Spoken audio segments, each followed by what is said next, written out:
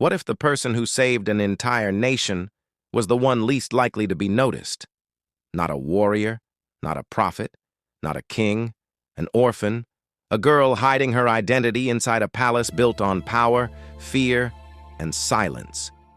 This is the story of Esther, and before it ends, you may realize this story was never only about her. It was about every moment when fear whispered, "Stay quiet." The palace glittered like a second sun. Gold pillars, marble floors, rivers of wine. For 180 days, King Ahasuerus displayed the wealth of Persia to princes, generals, and rulers from 127 provinces. Power on display, pride on display. And on the final night, the king made a command that would shake an empire. Bring Queen Vashti. He wanted her beauty displayed like another jewel in his collection, but Vashti refused. No shouting, no rebellion, just one dangerous word, no.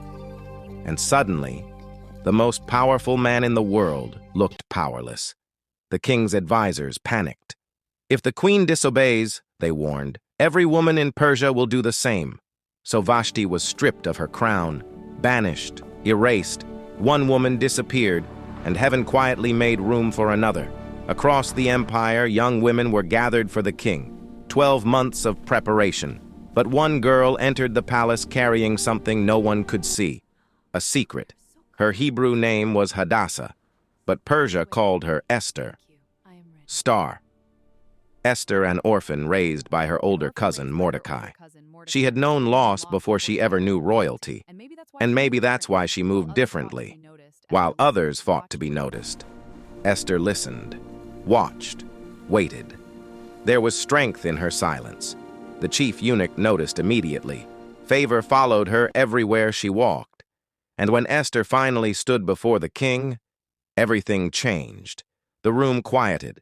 The king looked at her and saw something deeper than beauty, peace, wisdom, light. That night, an orphan became queen.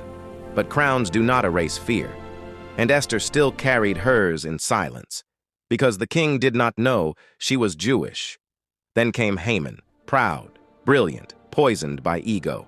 The king elevated him above every official in Persia, and every servant bowed before him, except one, Mordecai. Day after day, he refused. "I bow only to God." That refusal lit something dark inside Haman, because wounded pride becomes dangerous when it gains power, and one man's ego became a death sentence for an entire people. Haman manipulated the king into signing a decree. On a single day, every Jew in Persia would be slaughtered, men, women, children. The law was sealed with the king's ring, irrevocable. When Mordecai heard the decree, he tore his clothes, covered himself in ashes, and wept outside the palace gates. A message reached Esther. "Your people are dying." She froze, because she knew the law. Anyone who approached the king uninvited would die, unless the king extended the golden scepter. And Esther had not been called for 30 days. Fear tightened around her chest. Then Mordecai sent back words that would echo through history. "Do not think that because you are in the king's house, you alone will escape." And then, the line that changed everything. "Who knows whether you have come to the kingdom for such a time as this?" That was the moment. The moment Esther stopped asking, "What if I lose my life?" and started asking, "What if I waste my purpose?" For 3 days, Esther fasted. No food, no water, only prayer. And when the third day came, she stood. Not as an orphan, not as a frightened girl, but as a woman who understood something powerful. Courage is not the absence of fear. It is choosing obedience while afraid. She walked into the inner court. Every step could have been her last. The room fell silent. The king looked up, a heartbeat, another. Then, he extended the golden scepter. Mercy. But Esther did not rush. Wisdom moved slower than panic. She invited the king and Haman to a banquet. Then another. And at the second banquet, the king asked, "What do you want, Queen Esther?" And finally, she spoke. If I have found favor in your eyes, spare my life, for I and my people have been sold to be destroyed." The king's face changed. "Who would dare do such a thing?" Esther turned and pointed directly at Haman, the adversary and enemy. "Is this wicked man?" Everything reversed in a single night. The trap Haman built for Mordecai became the instrument of his own destruction, and the Jewish people were saved. Across Persia, mourning turned to dancing. Fear turned to celebration. And a new festival was born, Purim, the celebration of deliverance. But here's the truth that still matters today. Esther never became fearless. She simply realized that silence was more dangerous than courage.